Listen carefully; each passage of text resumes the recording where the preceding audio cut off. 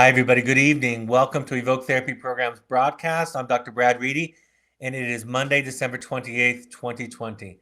So I'm really excited. As some of you might know, if you've been listening to the series, we're going through the chapters of my new book, chapter by chapter. In between talking about the chapters, I also host a live question and answer for current or alumni families at Evoke Therapy Programs and Evoke Therapy Intensives. And so if you have any questions, you can pass those on at any time. Cassidy, who's moderating for me, will then pass those on to me at the time that she thinks that it's the right fit. And I'll get to those definitely by the end. I'm very excited about this chapter. I am excited because part of my passion about this topic is the idea that we don't have a lot of definitions of mental health and mental illness. That I think what people think about it is drastically. There's a terrible misunderstanding when we talk about mental health, and we're not really meeting each other with some kind of common definition. So I also think that we have so little experience with real mental health. And that might sound dramatic, but a lot of the things in this chapter are there to kind of underscore that point that we have so little experience with. I remember my therapist said to me one time, she was working during a postdoc at a mental hospital, and she shared this story with me, and I kind of summarized it as an epigraph for this chapter. She said, "It took me a while to figure out the difference between the staff and the patients in a mental hospital that I worked in. And then it came to me, the staff have keys," essentially highlighting that there was no difference in many ways at a fundamental level. And she talks about this. She's talked about this for years, as I've been seeing her for years. When you're sitting around a boardroom table, right, in a business, or you're sitting around, she's worked at a hospital at the University of Utah for many years and been on the staff at the University of Utah. When you sit around a board table and you're having discussions with other professionals, other adults, what's really driving a lot of the behavior is the undealt with childhood issues that comes into play so commonly. And while if we simply measure mental health in terms of whether somebody is academically, professionally successful, then we're gonna miss the fact that there's so much mental illness in our society, so much in our relationships. And the second point of this chapter that for me is very important, which talks about on this next slide that I'm going to share with you, is this idea that there's really no such thing as the two piles, right? It's not either you're mentally healthy or you're mentally ill, but we're all somewhere on that continuum between those two extremes. So beginning the chapter and beginning the broadcast tonight, this is what I would like to share. One of the reasons why I wanted to include a chapter as general as mental health is that we have so little experience with it. It is rare. Mental health and mental illness is a continuum, and we are all on it. But we can imagine some ideal. And by imagining it, we have a sense of the depth and scope of our work. I know what it's like to love somebody. I know what it's like to be kind. I know what it's like to have a non-trauma response, a response that's based in groundedness, and that's based in mental health. And because I can imagine that, then I know where my work lies. The distance between that ideal, if you can imagine it, and where we are is where our work lies. So when you ask the question, I remember asking Jamie many years ago. She was teaching me about containing, a therapeutic term that really means holding a safe place for somebody, right? Listening and responding to somebody in a way that makes them feel safe and not threatened and okay and not judged. And I was asking her for a very simple definition of containing, what it was and what it wasn't. She said, basically, containing is any other reaction besides just being curious and welcoming of what somebody's sharing. That to be anxious, frustrated, angry, disappointed, agitated, even anxiously eager, and she went on to list several things. All of those things, in some respect, start to break from the other person. You start to lose contact with the other person. And And while that might seem like a very simplistic way to describe it, as I've thought about that over the years, I become more and more clear about my trauma responses and the clients that I work with and their trauma responses. Which, when we say trauma responses, it's just really just a new fad of a way to talk about responding, reacting to things um, based on and in connection to the fact that we have unhealed wounds, unhealed experiences in our lives. And when they're unhealed, and when we have a reaction to it, we call that a trauma response. I remember years ago when I was talking to the therapist at Evoke, when we were redoing our website, I said, this trauma is now the new buzzword, being trauma informed. And so I said, make sure that you have something in your bio, at least one sentence that talks about your thoughts and your approach to trauma. And a couple of them wrote back and said, I don't really have any specific trauma training. And we had a discussion about this as a team, and I said, what did you think you were treating before this? Before people started talking about trauma with a capital T, what did you think you were treating? You all have trauma training. It's all trauma training, right? It's responding to somebody and the way that they show up, their symptom, and the pattern of their symptoms becomes their diagnosis, and being able to kind of unravel it. A lot of therapists and therapeutic approaches will focus on symptom reduction, and that can be a reference point for sure. But what we try to do, what we're trying to do, is to get beneath and past the symptom. If we become, this is really important for therapists and for parents, or for spouses, or for anybody.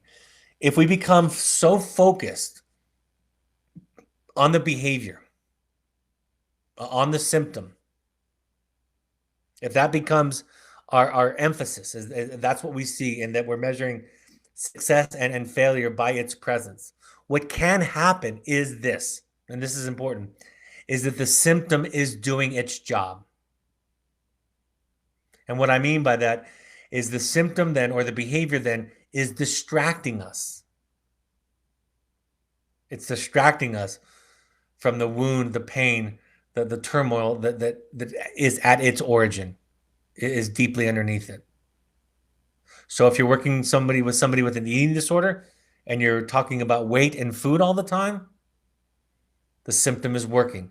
It's distracting the individual from the trauma and the pain underneath. If you're focusing on a child acting out using substances, if that becomes the content and the focus of your discussions and your observations, the symptom is doing its job. It is successfully distracting not only them, but those that are having the discussion with them, that in this case, you, the parent, or me, the therapist. It's successfully distracting everybody from the pain or the wound underneath. I've been thinking about this a lot lately. In fact, it came to me, it's come to me again and again with clients. When a client comes to me, I have, I'm going to share the quote later on in the book about how we look into our childhood and we look back and we kind of discover what was there and what might be the origin of our trauma, the origin of our symptoms, the origin of our mental illness, however it's showing up. It's not really about looking back and trying to remember things in your childhood. That's not the way it usually happens. That's not the way it happens for me as a client, and that's not the way that happens for most of my clients. In fact, I think in some cases, if that's our method, trying to remember childhood, it won't work. It won't become unearthed, if you will. But really what you do is you feel your way back into it. You feel your way back into childhood. The quote from the book, this is why when a new client tells me that they had an ideal childhood, I respond with the phrase, therapy can fix that. I see how you show up in the session, in your marriage, in your parent relationship. And that begins to inform me, because of my training, about what kind of a childhood, what kind of a context would create that constellation of behaviors, of thoughts, processes, of responses. And so I start to piece together your childhood by the way that you show up in your relationships, in your life today. I've said this many times, but it bears repeating in this specific context. My therapist 20 years ago would often say something about my parents, about the way that they were. They didn't teach you how to be a person. They didn't teach you that it was okay to make mistakes, whatever it was. And I remember thinking explicitly, I haven't told you about my childhood. I haven't talked about my parents enough for that to be true. And it really didn't resonate with me. Now, after all the work that I've done, I see everything that she observed so clearly. It's obvious to me that that's the way that it was. And the memories come afterward. I share in this chapter a story about my wife. I think it's in the beginning of the chapter about my wife on a conversation on the phone with her father. My wife was sitting in the dining room. I was finishing some things up in the kitchen, and I heard her discussing something that her father wanted her to do, a favor that he wanted her to do. And I heard her clearly and calmly setting her boundaries and pausing him and saying, Dad, I don't know if I'm comfortable with what you're asking. I don't know if I can do it. I'm thinking I don't really want to do it, and I don't have the time because I have some commitments with the kids. And she hung up, and that wasn't the important part, but she hung up after about a 15 or 20-minute conversation. And she said to me, years ago, that conversation would have went completely different. Years ago, I would have thought I was supposed to do the thing that he was asking me to do. I would have felt morally obligated to do it. And I would have felt guilty and would have felt like maybe something was wrong with me that I didn't want to or that I didn't do it. And I might have either ended up lying or making an excuse or doing it and feeling resentful. She said, so that was a very different conversation. And that story for me highlights how subtle the process is. I've said this too, that maybe more than anything, what therapy has done for me is it's showed me what a relationship with an empathic, capable other would look like. I have clients tell me all the time, they say, well, I don't feel comfortable sharing this or that with people in my life. And I'll say, well, it seems like you do it really well here. You seem really courageous and vulnerable and open when we talk. And over and over again, clients will respond to that saying, well, this is different. It's safe here. One client said to me, I can't make a mistake in therapy. And that's important. It shows you that the context shapes you. How you show up is evidence of your context. And in the journey of the heroic parent, when I talk about changing children's behavior, I said, we follow the symptom like a trail of breadcrumbs back to find the wound where it originated. So maybe it'll work for you. It's not typically my experience, almost never, to try to recall what your childhood is like. What my experience with therapy and mental health is I show up, I talk about what went on today, how I'm feeling, my relationships, everything that's going on in my life. And from there, I begin to understand how I was raised, what I was taught, to think about myself, to think about other people. And that's the theme throughout this chapter. You feel your way back. We look to our past, to our roots, not for excuses, but for understanding. And when understanding is found, there is a grace that comes. We don't look back and get stuck there. We look back so we can move through it all. We look back so we can heal and live. I think a lot of us were taught that to look for causes, to look for root injuries or wounds or trauma would somehow lead to a lack of accountability, right? We were taught that getting a good butt kicking, if you will, right? Being made, forced to be accountable was the way that people grow. We were taught that we needed a schoolmaster who was somewhat unforgiving, maybe even harsh. We think about phrases like call them on their crap. I just read something yesterday from a self-help person on social media talking about calling each other friends who call each other on their crap, on their stuff. And while I know that that can have motivation in people's lives,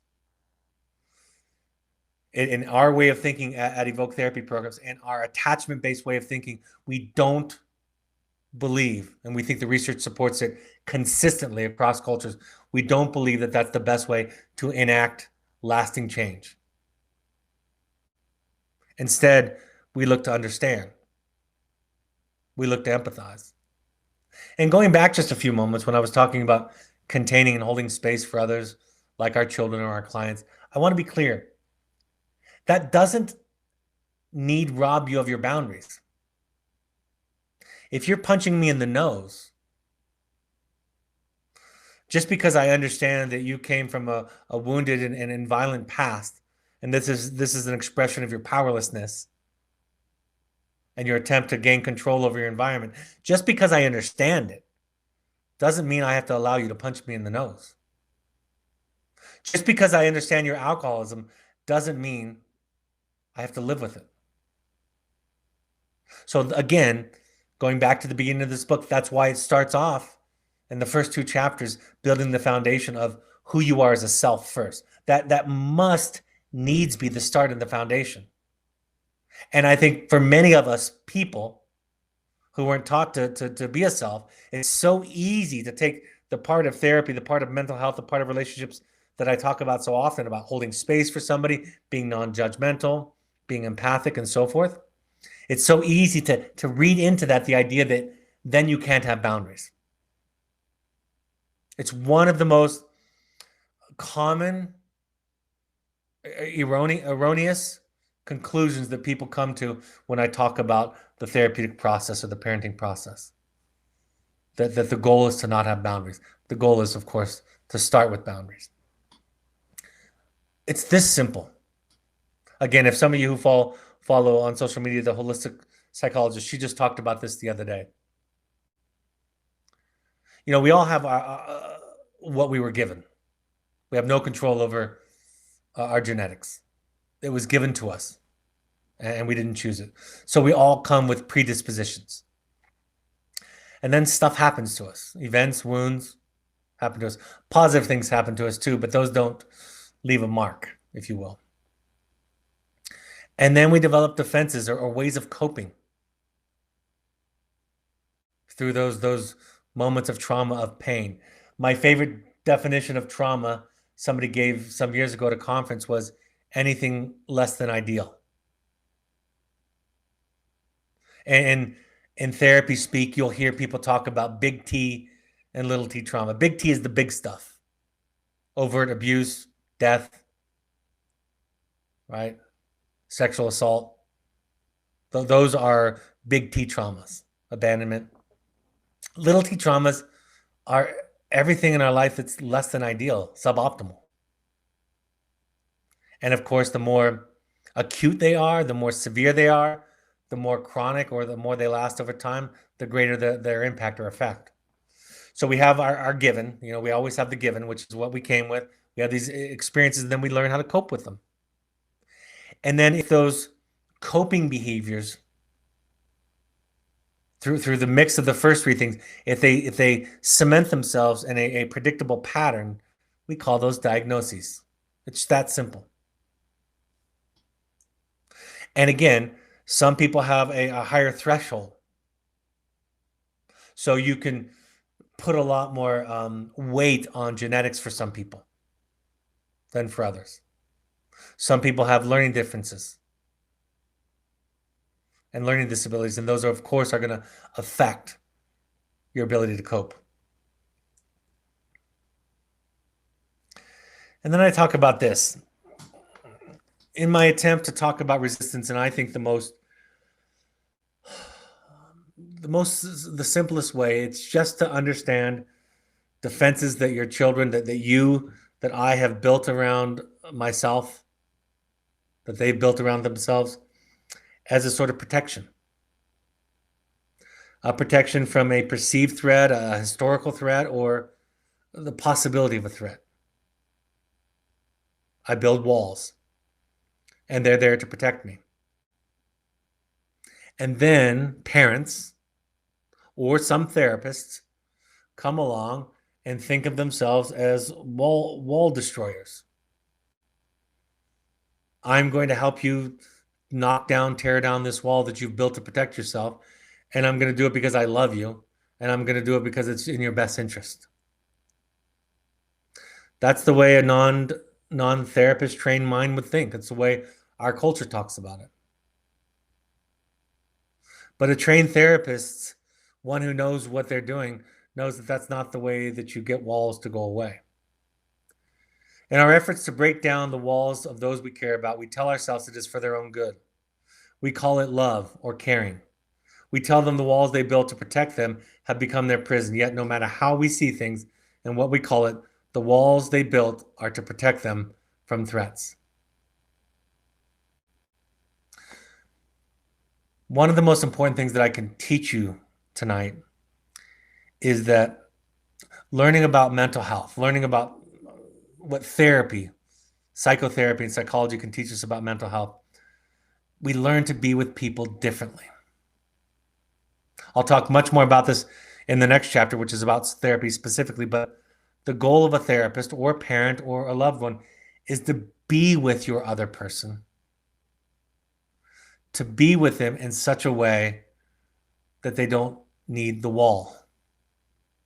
But if you come at a wall with a pickaxe and a jackhammer and some dynamite, and the person has built the wall to protect themselves, they're going to build it higher, thicker, or they're going to flee or mount an offensive attack, right?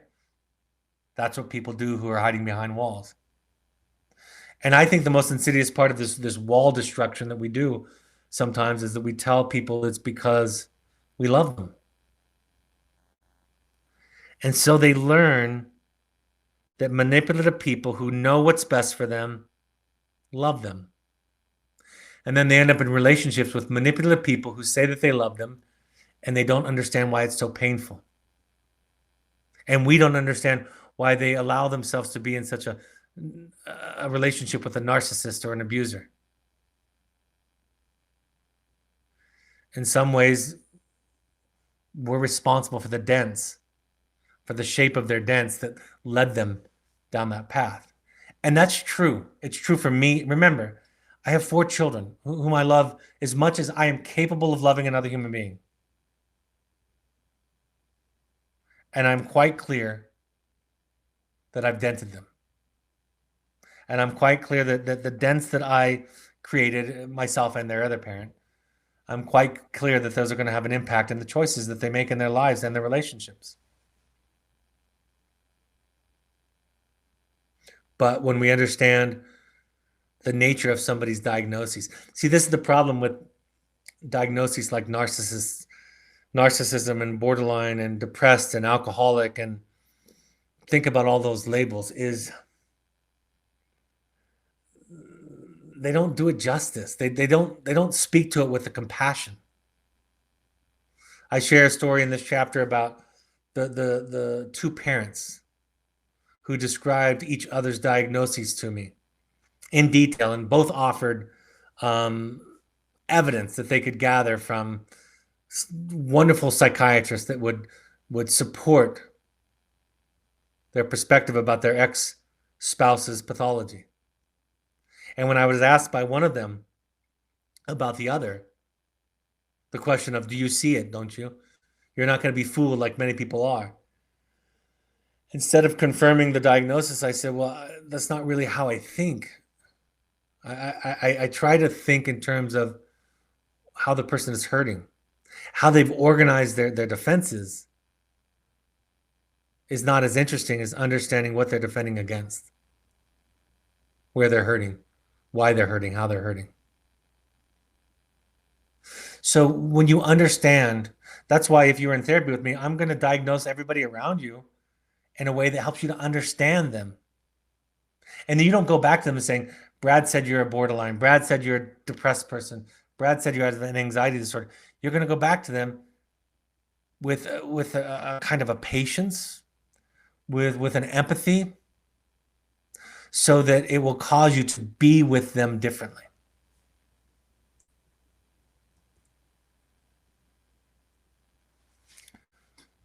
I drew this today. I tried to draw this today. Looked like there was a mark that was made in it. So the defenses or the symptoms that are meant to distract us from our authentic pain or to relieve or numb our distress, the things that we call mental illness, are all fortified and built around wounds, vulnerabilities, trauma. And if we can, what I learned from my therapist, what I've learned as a therapist since then is if I can help a client realize they're not crazy, they can show up in their lives honestly, right? It's kind of the job. It's the job of being a human is to show up honestly as you are, to be who you are. And I know we've been taught to fear that. We've been taught to fear that if we just were who we are, that we would be selfish, right? Self-centered, unkind, greedy, sinful. We've been taught that, but that's not my experience. And I talk about this when I make reference to the book and the musical Les Miserables by Victor Hugo. When the Catholic bishop, I believe it was, ended up giving all of his silver to Jean Valjean. That moment, that scene in the musical, I've not read the book, but that scene in the musical is supposed to show us this kind of transformation. That if somebody sees us, shows compassion and understanding, what will come out is our true nature, which is that of love, of giving. Love is what we are born with and fear is what we learn. Someone once said. A friend told me this lately, and I thought this was fantastic too. He said, the view that we sometimes have of others, that they are evil or that they are our enemies, is in itself a trauma response. We treat other people, we think of other people the way we've been taught to think about other people who are making mistakes, who are wounded, who are acting out their wounds. My 18-year-old son a few years ago went and did a summer program, a wilderness trip. There was service, there was hiking, there was deep jungle camping, there was some adventure, did a whole bunch of stuff. And part of this program, there were the letters that we wrote back and forth. And the first letter was a hopes and intentions letter that we ask parents to write in our wilderness program. This was a customized one for my son. And my wife shared hers with me, and I remember reading it. And I remember reading this paragraph and being just so moved and feeling so much admiration for her courage and the work that she's done. She wrote to my son and she said, "It's not lost on me, the irony that we sent you on this trip to have you remove some of the walls, some of the defenses that you put in place to protect you from us and from how we hurt you." I could think of no more generous thing to say to a child, but to take ownership of your own horrible, rotten self, your own human self, to acknowledge the dents and notice very clearly that didn't dissuade my wife from supporting an intervention with our, at the time, I believe he was 16. It didn't pull her off her center, off her grounding. She was able to do both, to hold both at the same time. That paragraph, it's not lost on me, the irony that we sent you on this trip to have you remove some of the walls, some of the defenses that you put in place to protect you from us and from how we hurt you. That idea, if we could encompass that as parents, I think it would be a wonderful reparative gift for our children. When I was a younger therapist, this is how I thought. This is from the book. I once prided myself in my ability to cut through nonsense with surgical clarity. I thought it brave to point out my observations to clients. I looked through the defenses and did not consider the experience on the other side of the equation. I supported the writing of impact letters for years. I supported kind of stripping children of their armor without taking into account that the armor was there for good reason. And I thought it brave, and I thought it clever. I thought it courageous. I remember in those years, my therapist taught me, she's been obviously my greatest teacher of therapy and of mental health in my life. She said to me at one point when my son was struggling, she said, we need to remember to allow our children to preserve their dignity. And I think about that a lot with my children. I've been trained to kind of have kind of an X-ray vision, and all parents have some kind of X-ray vision, just by virtue of the years that they've lived on this earth. They're able to see through things and see into things and see motives and see what's going on behind the scenes. That's not the problem. The problem is using it. The problem is looking at someone through their armor when they're not ready for it, and not honoring the fact that they put it there for a reason. Again, it doesn't mean no accountability, and it doesn't mean no boundaries. So we find a way, as we grow, we find a way to walk the middle path, to honor the defense and hold some boundaries and have some accountability at the same time. And as we do this, we watch as people start to remove the bricks from their wall, the stones from their wall, the armor that they wear, because it's safe now. And we're not forcing it and calling it love. This is a quote in the book from Dr. Jamie Gill, J.D. Gill. She says, "It is important to recognize the defense is doing important psychological work. Ripping away defenses does not improve the situation. Taking them away before the person is able to tolerate what the defense is masked leaves the person worse off than before." This is my favorite line. Both cruel people and inadequate therapists are famous for a desire to destroy defenses without considering the consequences. I have been both. To my family and to my clients, I have been both. Both a cruel person and an inadequate therapist at times.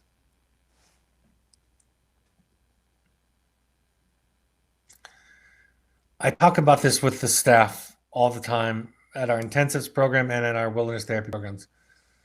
If we could just shift from trying to fix them to trying to find them, to trying to see them. This next quote comes from a story where I talk about how a client was seemingly unreachable.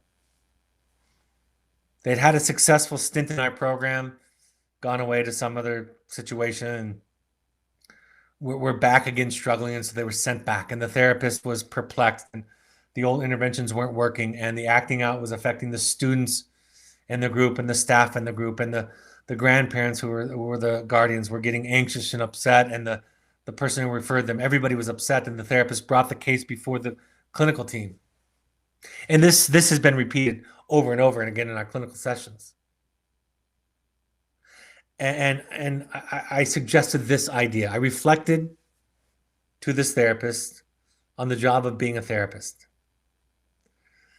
I said it wasn't to fix this young man, it was to find him. I said, rather than fixing him, and there's a lot of pressure on you to do that, let's talk about what you can do. I think your job is to find his story and tell it for him.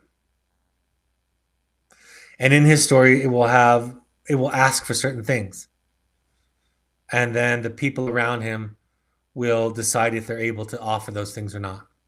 Or if we can find a context that can give him that. It's becoming more popular, and I'm grateful, but to see or to be seen is the gift. In my mind, psychotherapy isn't about fixing people. It's not about the techniques or the intervention. Therapy is seeing the person through the lens of a mental health professional. And what that lens offers is compassion and non-judgment. And it's in that context that the person can begin to reveal their wounds. And when they reveal those wounds, they can heal. Related to this, I thought about this. This hit me. A young man said to me in our Willis therapy program, he said, "So you say that you care, you say that you love us. How can you love us if you are paid to do it?" And my response was, by the way, it took me a week to come up with this response. I thought about it all week, and I was going to ask it of my therapist in my next session. And as I was literally driving to the session, thinking about, I know she loves me. My therapist loves me. And how can she love me if I'm paying her? And I realized right away, I'm not paying her to love me. I'm paying her to understand me, to get to know me. So I came back a week later and told the client, the young man, this. I told him this. I said, I don't get paid to love you. I get paid to find you, to understand you. And when I do find you, loving you is easy.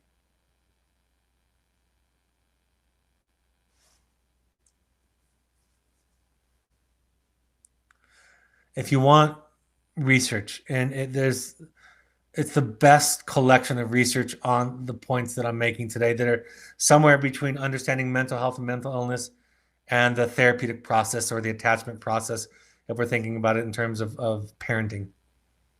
You can look no further than Motivational Interviewing, a book by Miller and Rolnick. They lay out not only these ideas in the context of therapy, but also the newest version of it, because I read the first version many years ago. The newest version of it has more and more research to support this. So if you're a research person, you can either listen to the podcast, watch the webinar on motivational interviewing, or buy the book, listen to the audiobook. In Motivational Interviewing, I explained Miller and Rolnick lay out a model and the research behind it that helps us effectively find other stories and thus to find healing. More than a gimmick or set of techniques, they describe a way of being with people that changes them. They suggest our purpose is to understand the life before you, to see the world through this person's eyes rather than superimposing your own vision. As we develop accurate empathy, an active interest in an effort to understand the other's internal perspective, to see the world through his or her, through her or his eyes, we invite others and their stories out in the sunlight to heal. So that's your job as a parent, as a partner, is to know yourself, show up as honestly as you can, and whatever work you need to do that, you do that work. And then secondly is to be there for them. You don't have to know the answers. In fact, you don't know the answers. You don't know what someone else's journey is going to look like. You don't know their truth unless they tell it to you. So you have boundaries that are based on your personal self, your own honest truth about how you feel, what you need, what you believe. And then you hold space for them to discover themselves in the same way. I love this poetic idea from The Prophet by Khalil Gibran. And just a section of it I borrowed for the book. And he writes, of the good in you I can speak, but not of the evil. For what is evil but good tortured by its own hunger and thirst? You are good in countless ways, and you are not evil when you are not good. In your longing for your giant self lies your goodness, and that longing is in all of us, is in all of you. But in some of you, that longing is a torrent rushing with might to the sea, carrying the secrets of the hillsides and the songs of the forest. And in others, it is like a flat stream. It's hard when our children are hurting themselves. It's hard when they're making choices that are causing themselves and others pain. It's really, really hard. And that's why I tell you over and over again, you've got to get support somewhere else. You've got to go out there and find a therapist. You've got to go to adult children of alcoholics. It should just be adult children of parents, actually, because it has nothing to do with alcoholism. It has to do with growing up in a family that has dysfunction, which every family does, and what that dysfunction teaches us. Or Al Anon, or Codependence Anonymous, or Families Anonymous. Go to places where you can get support. Our struggling children demand that of us. They ask and they plead for us to get help and to fill ourselves up and to transcend our own contexts and to be able to show up in the relationship with them in a way that supports them, because we've already taken care of ourselves. We've already fed ourselves, so we don't come to them starving and asking for them to fill our cup, for them to stop the opiate addiction, for them to stop the cutting, for them to stop the dangerous sexual behavior, for them to stop the not eating. We do the work that is asked of us to take care of ourselves. We shift the project from fixing them to fixing ourselves.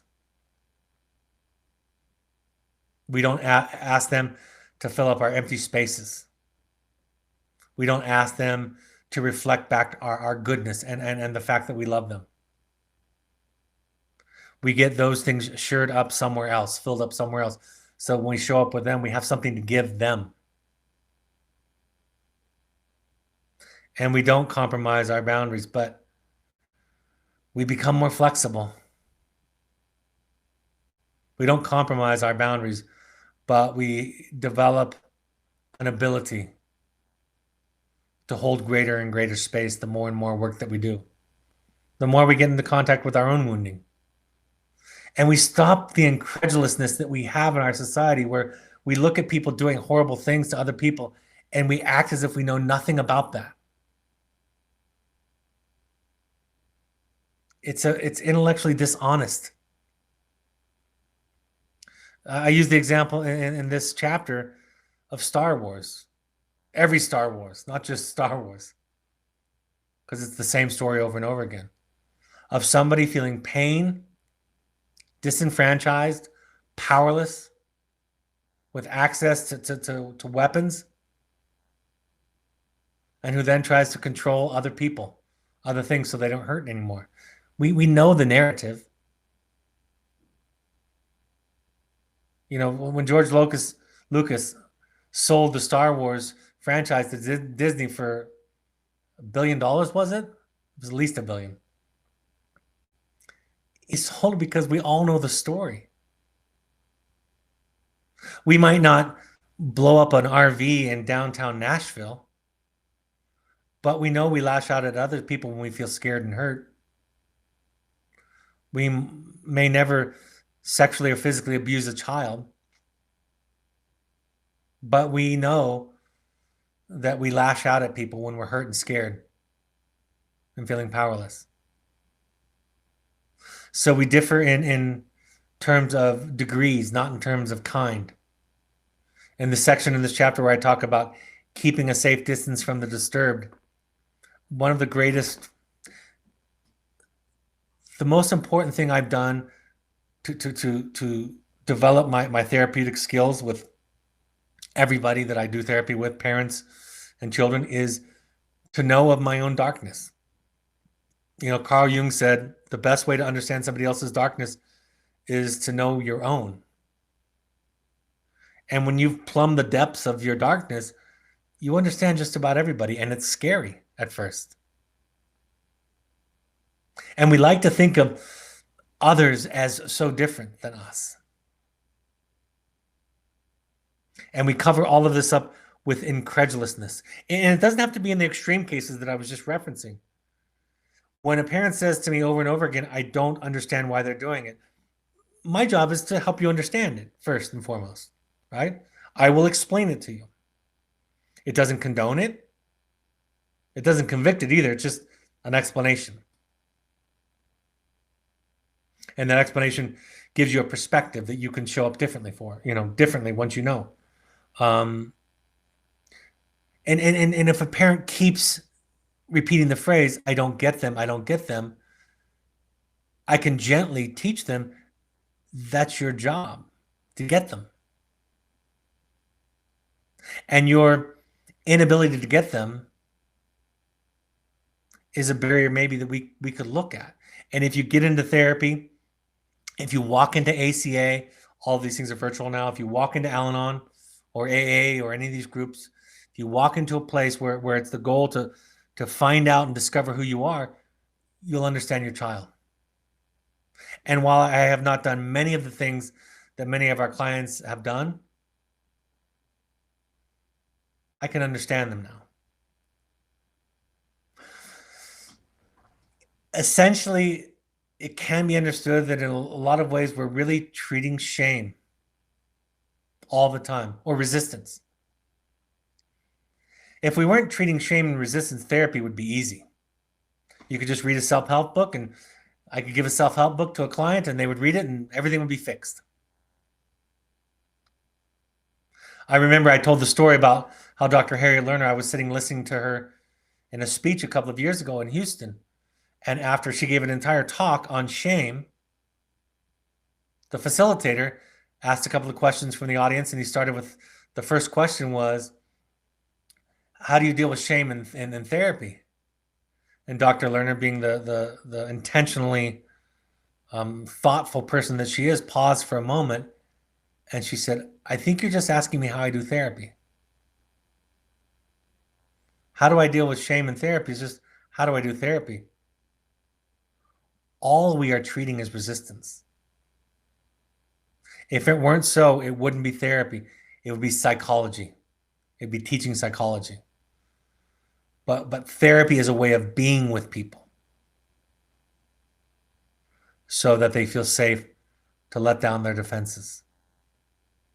I told the story about when I showed up on the radio show in New York City, and I was so anxious and unconscious of it, and talking over and trying to give performative answers. And my wife asked me on the way out what happened. And I felt humiliated, not by the question, because it was obvious to me what she was talking about. I felt humiliated by my interactions. And sharing those with my therapist a few days later back in Salt Lake City, I wanted to shrink. I wanted to get rid of that characteristic that looks like the grand narcissist, the me monster. And as I was describing it, excuse me, in my hope that it would go away, she suggested that I write about it. Excuse me for just a minute.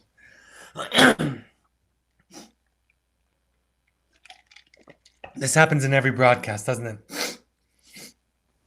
But if you listen on the podcast, you can't hear it because I edited it out. But she said, why don't you write about it? I bet people would relate to it. And I wrote about how I was feeling, that I was feeling small. I'm going to take just a second and really cough. Hold on.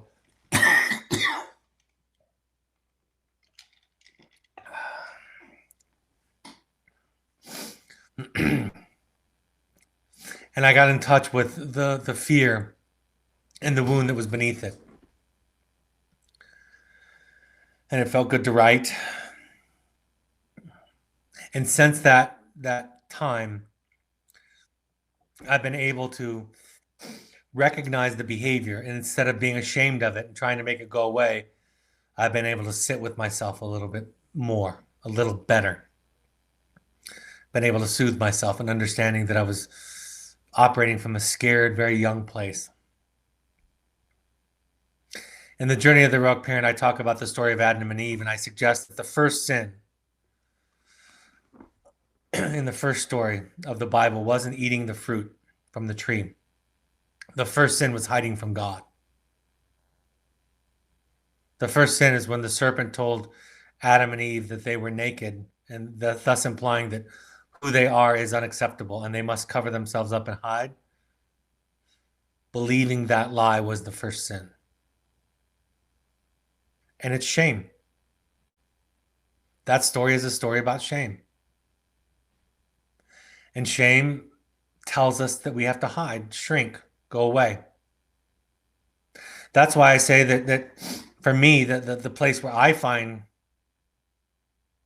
spiritual transcendent feelings is in therapy or a support group, when people are talking about their greatest fears and insecurities in darkness. That's when I feel the presence of God. When somebody's telling their story, their honest, raw story.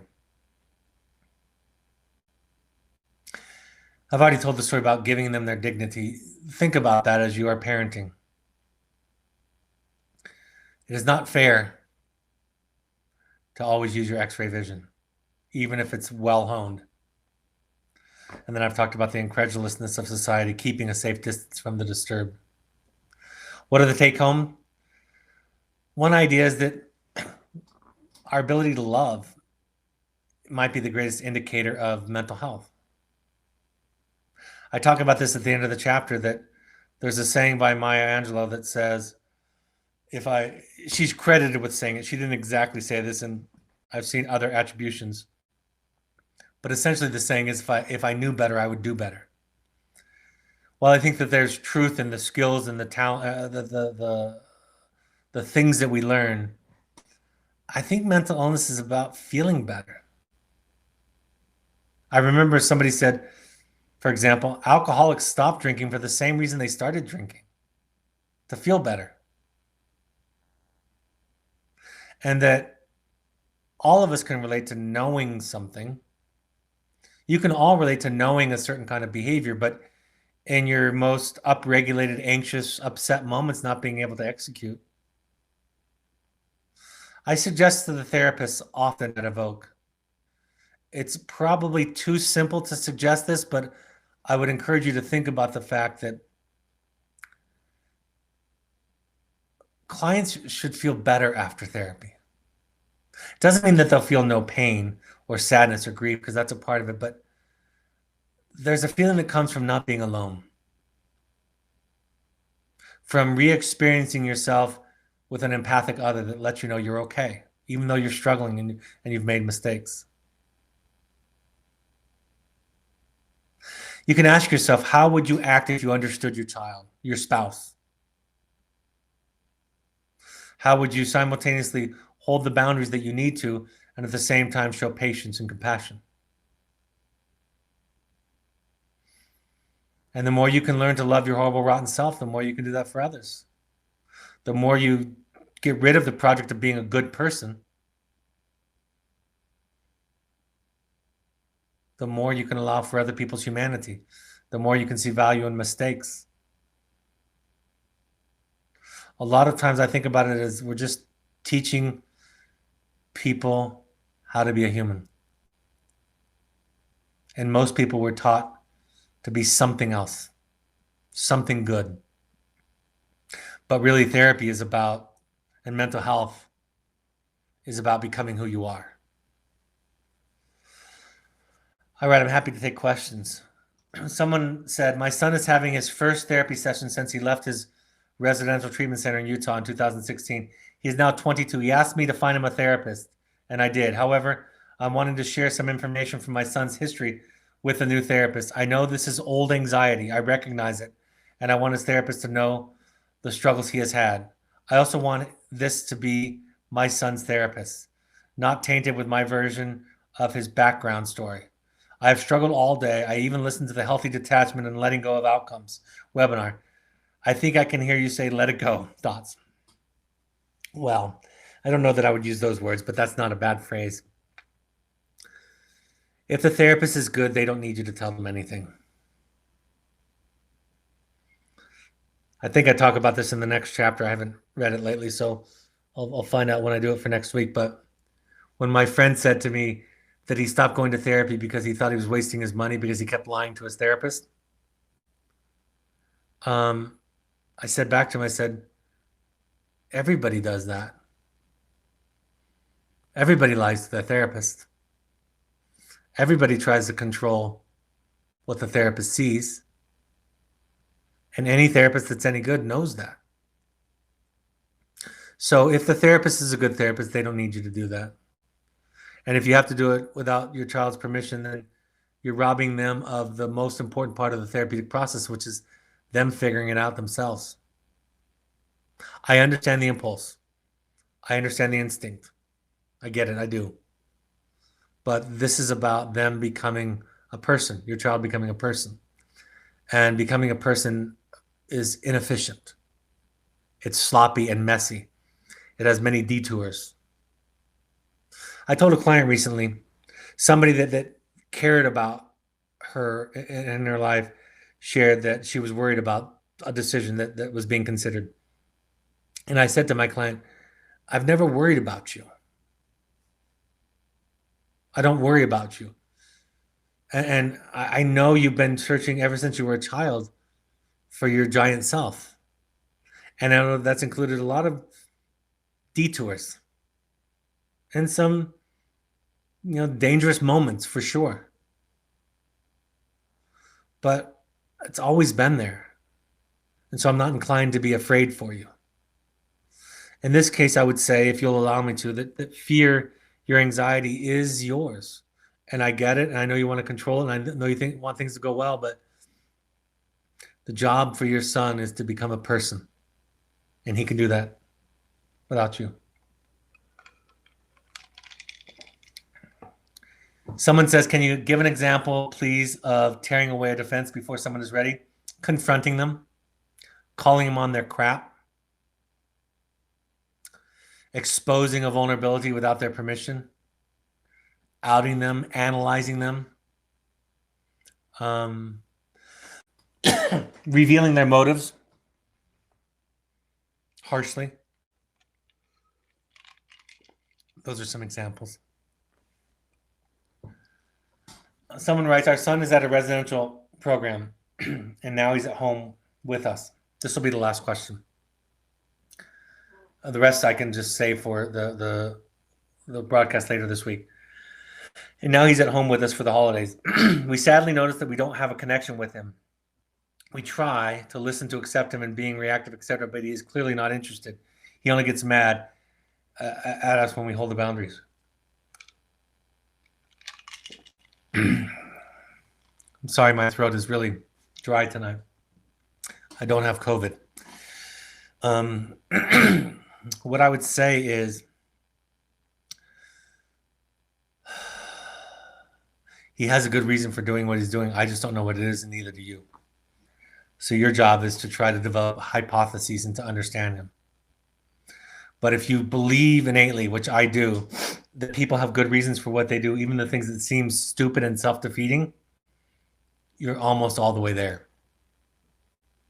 So get curious and understand that he has a good reason for shutting you out. That's what I would suggest. All right, I have to wrap up just because I don't have any voice left this evening, so I apologize. Both of my books are available on Amazon, and the new book, this book, The Audacity to Be You, is now also out on Audible and on iTunes. So you can listen to it there. I narrated it. If you want to do a deep dive into your own work, some of this work that we're talking about, this is where this book came from. The next one is an online intensive, January 13th through 15th. Our next in-person intensives will be in February. And then we have a Finding You Do coming up in late spring, April 28th. We have a new spring break trip for Pursuit Trip, ages 18 and older, multi-sport in Southern Utah. You can also email sarah@evoketherapy.com. This is like therapy light. It's fun, short, reconnecting to your work, but having a lot of fun while doing it. We ask all current parents to go to any 6 of any combination of Al-Anon, CODA, Families Anonymous, or adult children. Adult children, while the title speaks of adult children of alcoholics, it's really just, again, like I said, being an adult and dealing with the dysfunction of your family. And it doesn't have to be severe. It's would be a mistake to rule it out. I think it's one of the best processes. RefugeRecovery.org and NAMI.org also have free classes and resources and groups in your local area. So you can go there. All of these broadcasts are available on a podcast app. Just search Finding You in Evoke Therapy podcast, subscribe there, or you can go to soundcloud.com. You can find Evoke Therapy on Twitter and Instagram using the handle @EvokeTherapy, or you can find the Evoke Therapy Intensives program on Instagram using the intensive handle @Evoke Therapy Intensives. On Facebook, you can either look for Evoke Therapy programs or Evoke Therapy Intensives, and of course, the blog my daughter just wrote, the most recent, or one of the most recent blogs, Emma Reedy. So go take a look at that. There's live and new stuff each week. Upcoming webinar, I'll be talking to you on the 30th. So that's 2 nights from now, and we'll be doing a Q&A. So any questions I didn't get to, or any questions that come to you about any topic, hopefully I'll have my voice back. That'll be this Wednesday at 6:30 p.m. Mountain Time. Look forward to that. You can also invite extended family or siblings to that if you'd like. Thanks for joining me this evening. Sorry about my cough. Hope you have a great evening. I hope this is a helpful point of contact during your week. I really appreciate the work you're doing. For and on behalf of the people that love you, thank you for making yourself the project. Take care, folks, and I'll talk to you Wednesday night. Bye-bye.